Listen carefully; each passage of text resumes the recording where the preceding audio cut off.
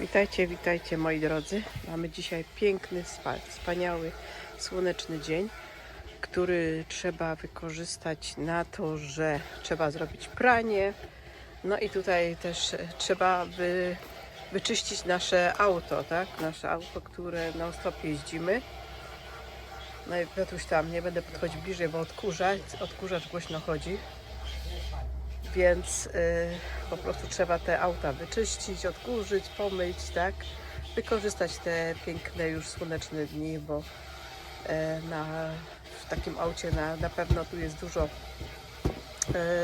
kurzu się narobiło, tą sól zmyć, tak? Bo to jednak cały czas, słuchajcie, mimo to, że w dzień jest taka piękna, jak powiedziałabym 16 prawie stopni, to w nocy występuje również przymrozek, tak, więc drogi nadal są sypane solą, więc warto te auta trzeba jednak umyć i od tej soli, żeby ta karoseria się nie psuła.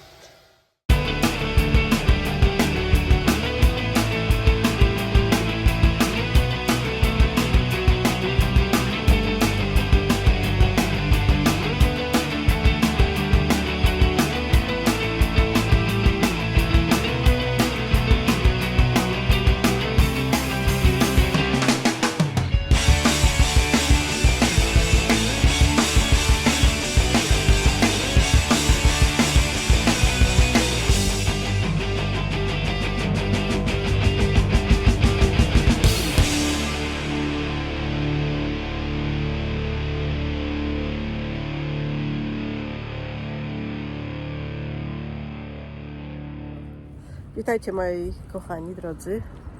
Dzisiaj piękny mamy dzień i bardzo pięknie.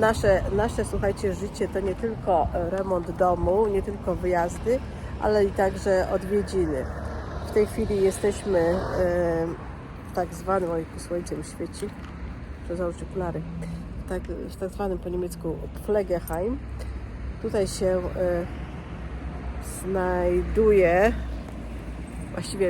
mieszka moja córka. Jest to nowy ośrodek, który wybudowany został kilka lat temu. Tak jak mi się uda, to zrobię Wam może jakiś filmik albo parę zdjęć, jak wygląda po prostu w środku, tak? Także zobaczycie, jak to jest, jak to wygląda taki domek, taki ośrodek dla dzieci niepełnosprawnych w Niemczech. No i tak to wygląda w środku. Mamy szczęście, że nie ma dzieci, bo byśmy nie mogły zrobić zdjęć, filmiku. No i tak wygląda, jak w domu.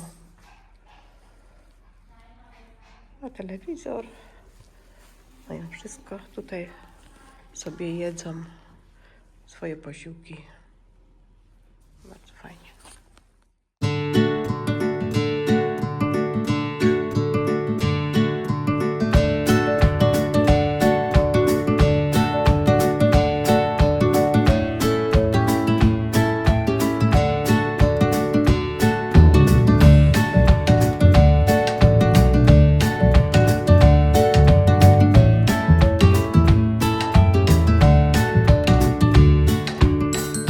Jak widzieliście, jesteśmy dzisiaj w odwiedzinach u mojej córki Marleny. Wam pokazywałam, jak ten heim wygląda mniej więcej.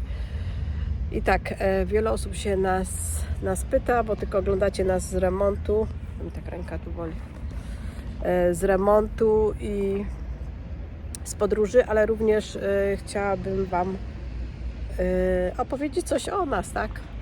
O nas, dlaczego tutaj jesteśmy, dlaczego jesteśmy w Niemczech, dlaczego tu wylądowaliśmy. Mamy różne powody, różne historie, tak jak tutaj w Niemczech.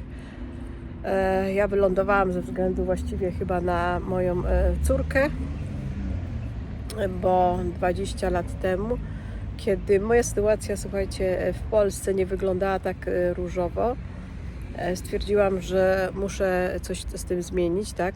Nie miałam możliwości na to, żeby w Polsce utrzymać swój dom. Zostałam sama z córką, więc zdecydowałam, że wyjadę do Niemiec, tak? I tutaj w Niemczech jakoś inaczej to wyszło, tak? zapoznałam obecnego męża, Piotrusia. No i tu jestem, tak? A że sytuacja właśnie, tak jak wspominałam, nie była za ciekawa, bo nie miałam możliwości na pracę, podjęcie żadnej pracy. Nie było wtedy jeszcze tak rozwinięty internet, żeby można było pracować przez internet. A pracy takiej zwykłej, no po prostu nie było to możliwe, kiedy opiekowałam się sama Marleną, więc zdecydowałam się na wyjazd do Niemiec. Tutaj, jak widzicie, moja córka też różne przeboje miała, tak, bo nie wiem, czy wszyscy się orientują, ale moja córka urodziła się normalnym dzieckiem. W wieku roku miała poważny wypadek. Dawali jej 1% na przeżycie, więc no to było ciężko, tak? Jakoś dzięki Bogu jakimś cudem ocalała. No ale była już wtedy no, takim dzieckiem, które nie chodzi, nie mówi, no i jest bezwładne prawostronnie. W momencie, kiedy również pech chciał, kiedy jeździłam na rehabilitację, po pół roku również Marlena miała wypadek karetką pogotowia. Pogotowia też bardzo ciężki.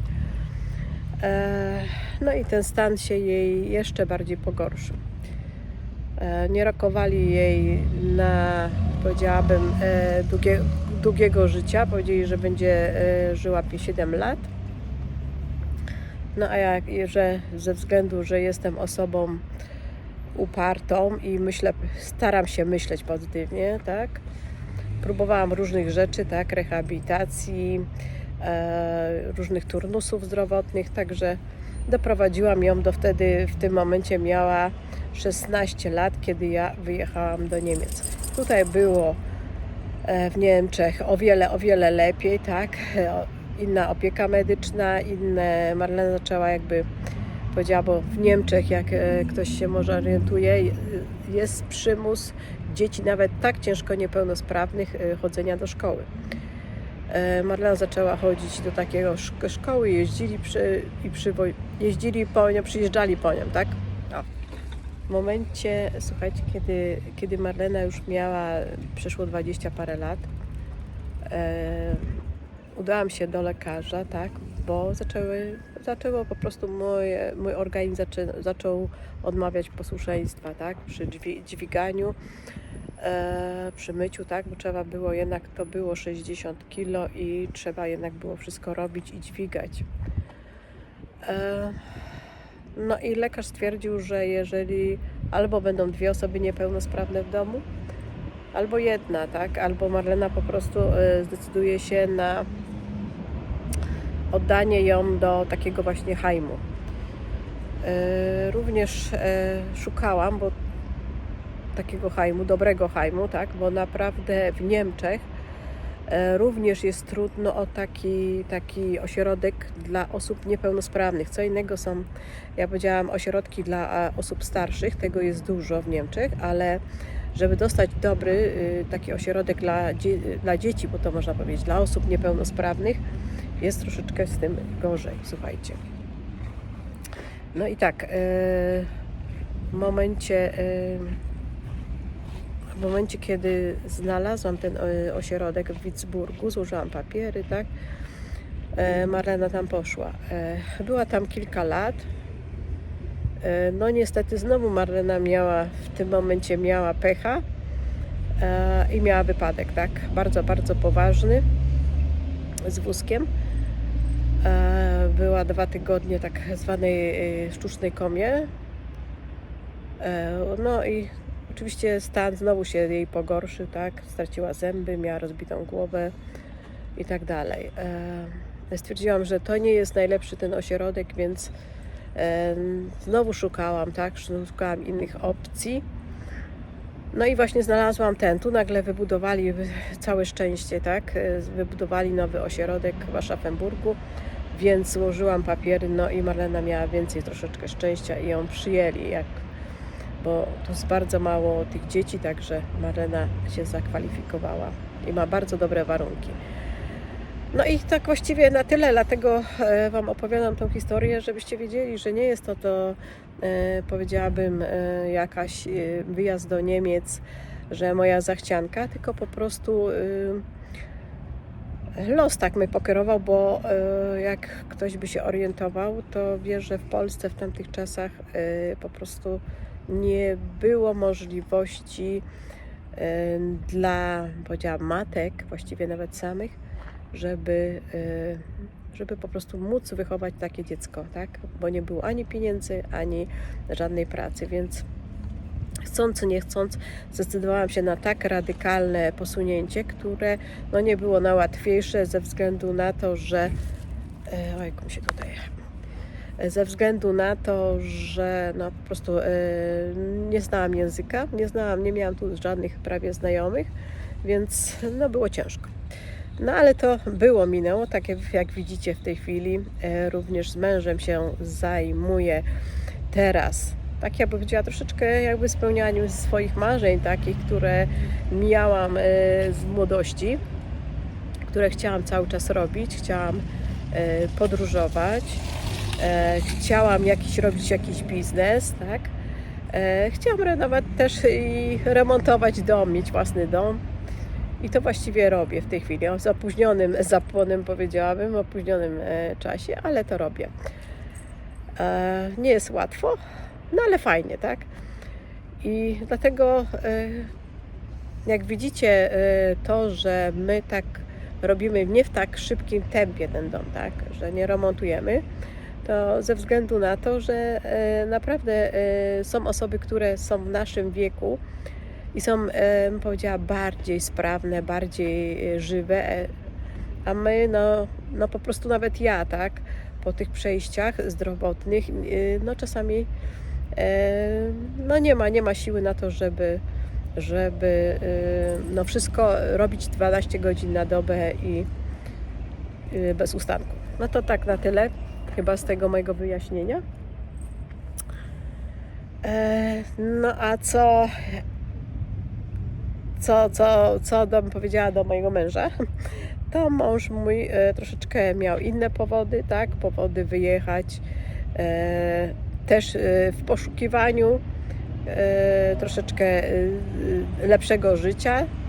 lepszego życia i próbowania tutaj swoich sił w dziedzinie sportu, tak, więc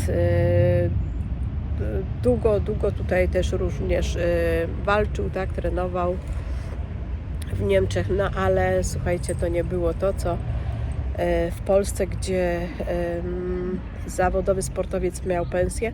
Tutaj trzeba było jednocześnie uprawiać sport i pracować fizycznie, tak, na etacie, także nie idzie to pogodzić jedno z drugim. I dlatego też no, nasze organizmy się tak troszeczkę wyczerpały. To by na tyle. Czy chciałbyś coś dodać? Nie. Pan nie chciał nic dodać. Wszystko powiedziane. Wszystko ja powiedziałam w skrócie. I tak powiedziałam w takim dużym... Tak przeleciało życie. I tak przeleciało. Mojemu mężowi przeleciało 35 lat, a mi przeszło 20. I może to nie jest taka jakaś nadzwyczajna historia, bo dużo ludzi wyjeżdża na zachód za poprawieniem swojego życia. Chyba ze względu są... Ja bym chciał jedynie coś powiedzieć, jedynie tyle, że jeżeli ktoś ma jakiekolwiek marzenia, żeby nie zostawiać tych marzeń na później, tak? A przykładowo marzy mi się dom, ale to już kiedyś sobie wybuduję. Jak się jest młodym, to trzeba próbować realizować. Wiadomo, że nie jest to łatwe, ale możliwe. I trzeba to realizować, działać w tym kierunku jak najwcześniej, słuchajcie. Póki się ma siłę. Bo nawet ten dom można wybudować w późniejszym wieku, tak? Ale już zaczynać przynajmniej zbierać fundusze na to. Tak? Nie mówić, kiedyś zacznę oszczędzać, kiedyś zacznę odkładać. Nie, trzeba to robić od razu, słuchajcie. Bo takie wielkie marzenia jak dom, jak wielu tak samo nam powiedziało, że marzyło kiedyś o takim kamperze jak my mamy, nie zostawiajcie tego na później. Realizujcie, bo nawet odłożenie pierwszej złotówki czy euro to już jest zaczęcie realizowania tego marzenia. Już. Tak? I jak najwcześniej, róbcie to jak najwcześniej. Chcecie coś budować, zacznijcie już planować, zacznijcie już składać pieniądze, zacznijcie już szukać lokalizacji i tak dalej, i tak dalej. Tak, słuchajcie. Nie czekać, nie odkładać. Słuchajcie, tak samo jest właśnie z remontem starego domu. Jeżeli ktoś właśnie marzy o swoim domu, to słuchajcie, ja bym każdego mówiła, kto się boi, bo wiele osób się boi tych remontów, tak? Boi się kupić, boi się zacząć coś, tak? Słuchajcie, jeżeli macie taką możliwość, mieszkacie, nie musicie was to nie pali ten problem, tak? Że załóżmy, ktoś w ciągu pół roku chce wymówić mieszkanie, to jest gorsza sprawa, ale jeżeli macie czas, mieszkacie gdzieś, tak? Kupcie sobie, jeżeli macie taką, serce wam podpowiada, że chcecie jakiś dom mieć, wyremontować, chcecie mieć swoje 4 kąty i no powiedziałam 300 metrów działki i mieć własny ogródek, to jak najbardziej, tak? Ja bym powiedziała, no tak, z mojego punktu widzenia jak najbardziej do tego nakłaniam, bo słuchajcie, wielokrotnie tak samo i oglądam ludzi na YouTubie, tak? YouTuberów. Wiele osób, ja powiedziałabym, takich znanych YouTuberów, tak? Jeżeli przychodzi coś na temat, ktoś się ich pyta, czy oglądają jakieś programy innych YouTuberów, czy nawet subskrybują, to mówią, że nie mają na to czasu, tak? A ja powiem otwarcie, tak? Wiele osób obserwuje, wiele osób tych YouTuberów, co coś robią, co dla mnie jakoś mnie motywują, subskrybuje, tak? Jak najbardziej. Dlaczego? Dlaczego nie? Jeżeli ma on nawet 10 000, 20 000 subskrybentów, a ja będę jeszcze jednym, to jak najbardziej, tak?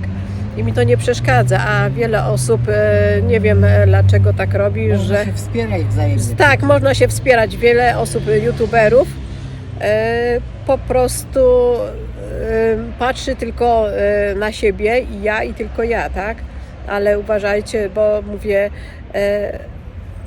czasami to się w jedną stronę mści, tak. A ja uważam, że taka społeczność jak YouTuberzy po prostu się powinni tak samo jak powiedziałabym kamperowcy powinni się razem trzymać, tak? Jeden drugiego wspierać. I przede wszystkim, jeżeli ja coś widzę, nawet u takiego YouTubera, który nawet będzie miał 50 czy 60 000 subskrybentów, a będę mogła mu dać jakąś radę, to chętnie napiszę mu komentarz taki, czy podpowiem mu, co można w danej sytuacji zrobić. Także no taka moja, ja powiedziałabym, takie moje przemyślenia, że ludzie się powinni wspierać. Jeżeli się komuś coś podoba, to powinien wspierać. Także tutaj moja para się tu śmieje, bo słuchajcie, bo moja Marlena jest, słuchajcie, osobą bardzo, bardzo, bardzo pozytywną. To jest, mówię, jakby nie było zawsze moje małe dziecko, a już niestety, tak, ma już 36 lat. A zawsze zostanie dla mnie małym dzieckiem, ale jest te krótkie wizyty, które tutaj robimy u niej, to powiedziałabym, tak nas pozytywnie naładowujemy te baterie, tak? Marlena daje tyle nam takiej pozytywnej energii.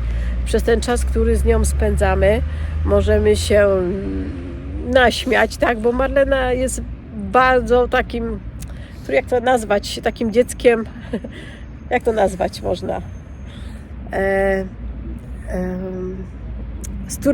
z której się można pośmiać, tak? I ona się na to nie obrazi, tak ja bym powiedziała, albo cały czas wymyśla jakieś głupoty, tak? Żeby się śmiać, żeby być zabawną, no i przede wszystkim,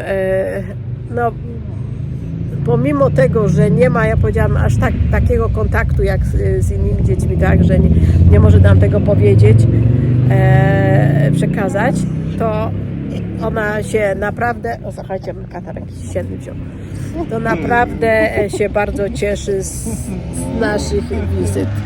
I my kiedy nawet właśnie, bo już niestety, ale mieszkamy z Aschaffenburga, od Aschaffenburga 140 km, więc to jest taki spory kawałek drogi, ale jak tylko możemy, to ją odwiedzamy, przyjeżdżamy, bo słuchajcie, nie chcemy, ja przede wszystkim nie chcę zmieniać tego Heimu, bo ten jest najlepszy. Wiele takich ośrodków oglądałam, widziałam i stwierdzam, że ten tu jest najlepszy i nie chcę tego zmieniać, bo ma bardzo dobrą opiekę. W tym momencie ma właśnie bardzo dobre ma zajęcia, ma dobrych opiekunów. No i jeszcze też dodam, że w kwietniu, tak? Tak? W kwietniu wyjeżdża, w kwietniu Marlena też wyjeżdża na wycieczkę. Na urlop jedzie. Na urlop jedzie dłuższy do Holandii, tylko Marlena nie pal dżontów. No. No i także tutaj widzicie, tak właśnie dzieci mają niepełnosprawne, że nawet i zabiorą ich na wycieczkę. Nina. To by było, powiedziałabym, na tyle z mojego życia. Jeżeli macie jakieś na temat tego życia, jak już życia mówię w Niemczech, albo jeżeli macie pytania na temat właśnie nawet takich typowo spraw medycznych albo osób niepełnosprawnych, to możecie pytać. Albo po prostu na temat ogólnie życia w Niemczech, jak to wygląda, tak? Jednak my mamy jakieś tam rozeznanie, nie jesteśmy osobami nowymi, tak, które dopiero przyjechały. I przede wszystkim też odnośnie tego, jak robić. Może ktoś by chciał, zdecydował się również na kupno domu w Niemczech, tak? To my Wam podpowiemy może, jak to zrobić, czego unikać, żeby po prostu nie, bo jakieś nie popaść tarapaty, tak? Bo powiedziałabym, jest troszeczkę to inaczej wygląda niż w Polsce, tak? Kupno, zakup domu i wszystkie inne rzeczy z tym związane. Także jeżeli ktoś miałby pytania, to zapraszam. Także bardzo dziękuję tym osobom, tym moim nowym subskrybentom, które tu do mnie zajrzały i dalej subskrybują. Bardzo Wam wszystkim, i tym nowym, i tym starym, bardzo Wam dziękuję. Tutaj Marlenka, powiedz coś. Marlenka nic nie powie. Niestety nie umie. Mój pies tutaj dostał. Mój to się pies dusi, bo on nie lubi być na smyczy. Słuchajcie, to jest natur. Ona lubi wolność, tak jak i my. Lubi wolność. Ojku. Słuchajcie, Nie lubi być na uwięzi. zaczęła się szok taki pogodowy, troszeczkę. Zaczęły się kwitnąć wszystkie, już zaczęły krokusy kwitnąć, wszystkie kwiatki, za niedługo będą drzewa kwitły przy takiej pogodzie, a mnie już jakiś po prostu katar łapie. Albo ktoś zaraził. No nie wiem, tak to bywa. Także to by było na tyle. Oglądajcie, subskrybujcie, puszczajcie, komentujcie, a my będziemy się cieszyć z każdego jednego subskrybenta i z każdego jednego komentarza i z jednego palucha. Trzymajcie się, na razie, pa!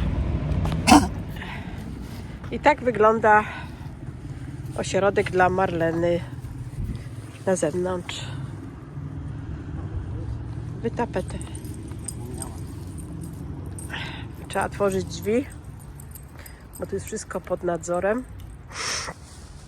Jest zamknięte, tak, każda jedna osoba, tu nikt nie może z zewnątrz wejść i wyjść.